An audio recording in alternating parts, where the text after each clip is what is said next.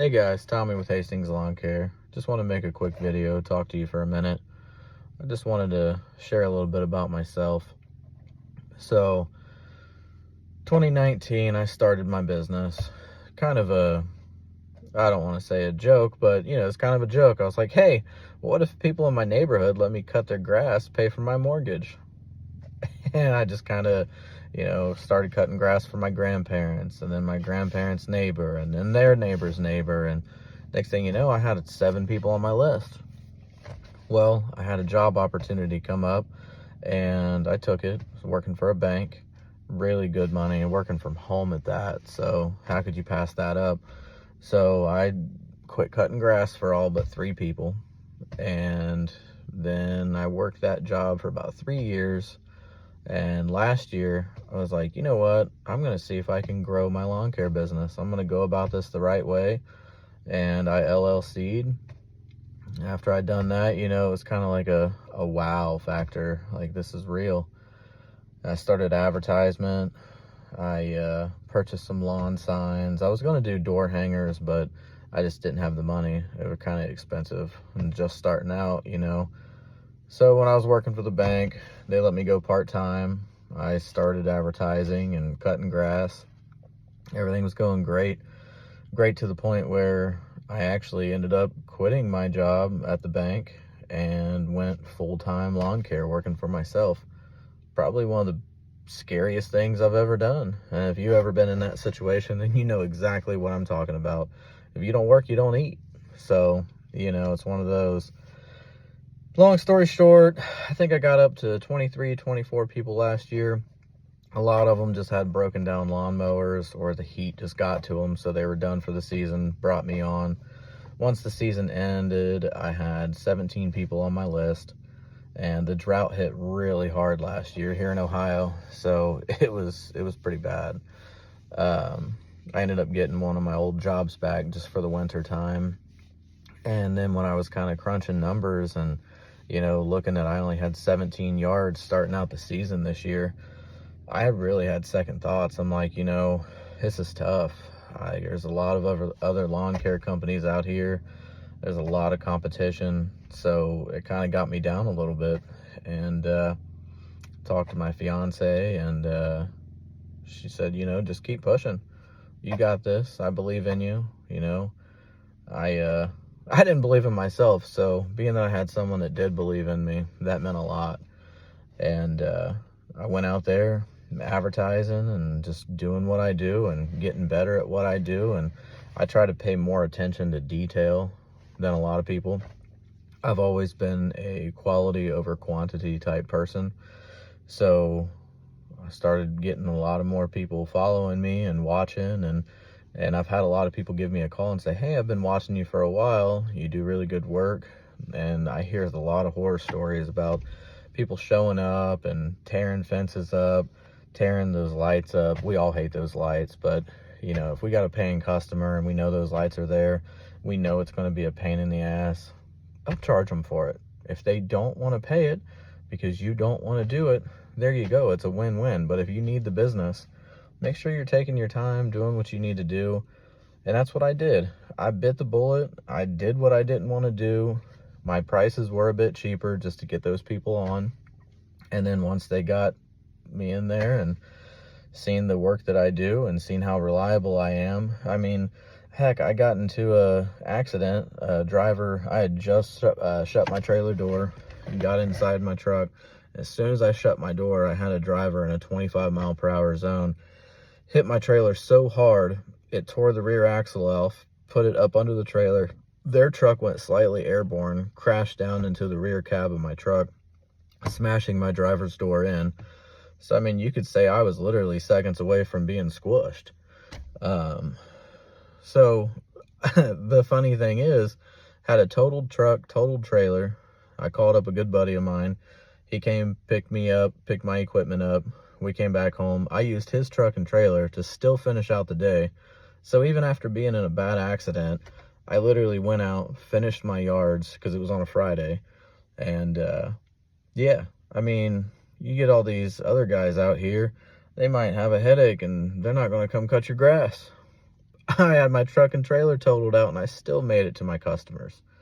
So with that being said, again, quality over quantity. I would rather say that I have 50 quality yards than say I had 75 yards and I just half-ass them, get through them. Take pride in what you do and watch yourself grow, and then you can reflect your cost of your business upon that. Sorry if I'm a bit sketchy at talking. I'm just getting used to this.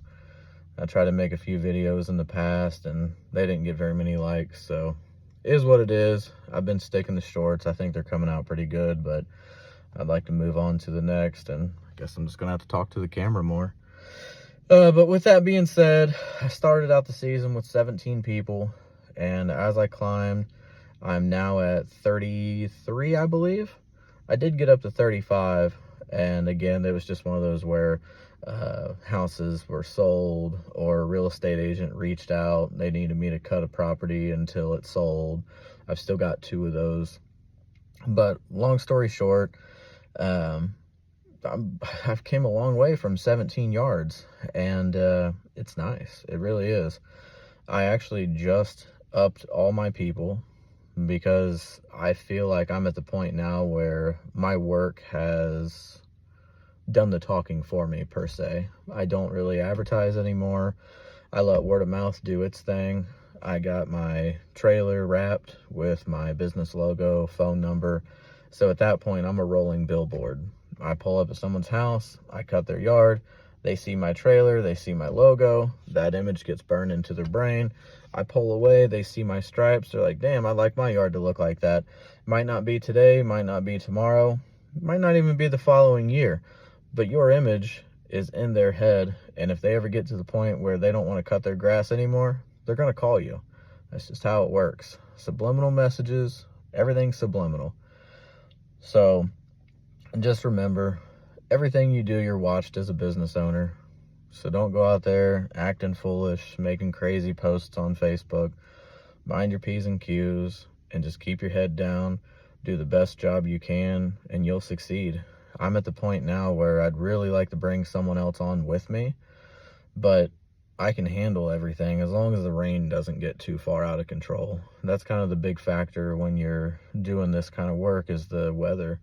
You know, we're out here in the environment, whether it's 100 degrees or 65 degrees, hell, even 57 degrees, that's cold, especially cutting damp grass, having all that dew flying on you. But, yeah, just push forward. There's definitely good money in it. Like I said, I've let my work show, so therefore I was able to up my prices on everyone. I now have a $50 minimum. If you want me to show up at your house and cut your grass, the price starts at $50. Most lawns I keep at $50, but there are some with extra trimming. There's some with hills, crazy obstacles that I have to go around, and I do charge a little bit more for those, but why wouldn't you? Time is money. When I first started out, I tried to make $1 a minute. Well, now I'm at the point where if I'm going to put quality over quantity, I'm going to try to at least make $2 per minute for every household that I'm at. And if I can't make that, then it's not worth my time showing up at your house, especially if I'm considering hiring help. That's going to take more profit out of my pocket that I'm going to have to share with someone else. So therefore, I have to make it worth my time. Because if I'm out here working 4 to 6 hours a day and I'm knocking anywhere from 6 to 12 yards a day out, then why do I need help? But if I get to the point where, you know, it's 12 yards a day and we're getting a lot of rain, at that point I'm like, yeah, let's bring somebody on. And then when that time comes, I'll already be where I want to be price-wise for people's homes. Therefore, I won't have to raise the prices again. So moving forward, if I do any kind of estimates or anything like that for people, I'm going to give them a more accurate price of what I would like to cut their lawn, rather than doing the old flim-flam, I'll charge you $40 and then up you $5 here, up you $5 there. I don't like to do that. So, matter of fact, one person that I have on my list, I started them out at $45, and I don't edge unless I get paid for it. I string trim, all that kind of good stuff, but actually a straight line, hard edge on the sidewalks and driveways, usually I just burn them in with a weed eater. But I started this lady out for $45, and being that I moved everyone up to bare minimum $50, I was like, man, how can I raise this lady's price, being that I've only cut her grass 4 times now. So she's only known me, I've only known her for 4 weeks. I don't want her getting the old flim flam. So what I did was I edged one side of her sidewalk, and then I edged her driveway and the gutter out by the road. And I sent her a picture and said, hey, I normally charge $50 to peel back the edges for people, but since you're already on my list, I'll do this for free. How would you like it if I offered you this service weekly with your cuts? And that way you got a nice crispy edge and it looks more presentable. And if you wouldn't mind, it would just be $5 extra. So instead of $45, it would be $50 a week per cut. So she thought about it, got back with me a couple days later, and she said, yeah, that sounds great. So to me, there's your quality over quantity, and I was able to get my bare minimum 50 pay without, insulting her or making her feel like she was flim-flammed. I offered her my services to make it seem like I was sweetening the pot, but really all these yards that I do that for pay $50. That's part of the $50 minimum, quality over quantity. So with that being said, all worked out for me in my favor, and all works out for her in her favor too. I show up, cut her grass, leave. The neighbors are, ooh. Like I said, they might not take me tomorrow, they might not take me next year, but they see my trailer every time I pull up. So at some point, they're going to get tired of cutting their grass. They're going to call me. Other than that, let me know what kind of content you'd like me to make. If you want me to shut up, tell me to shut up. As long as I'm getting some feedback, that's all I need. But thanks for taking the time to watch me as I grow. I mean, you can go back and watch some of my later videos. I started out, I wasn't striping or nothing. Everything I do, I grow every day. Even when I feel like I know it all, I know that I don't. Every single day is a learning lesson. Just remember that. And if you're thinking about getting into lawn care yourself, let me know in the comments. Feel free to message me. Anything you want to know, I can help you with. As I grow, I can share. Just let me know what you want to know. Other than that, like, subscribe, tell me I'm dumb, tell me you like me, something. Let me know I'm getting views. Let me get your feedback. Thanks. Have a good day.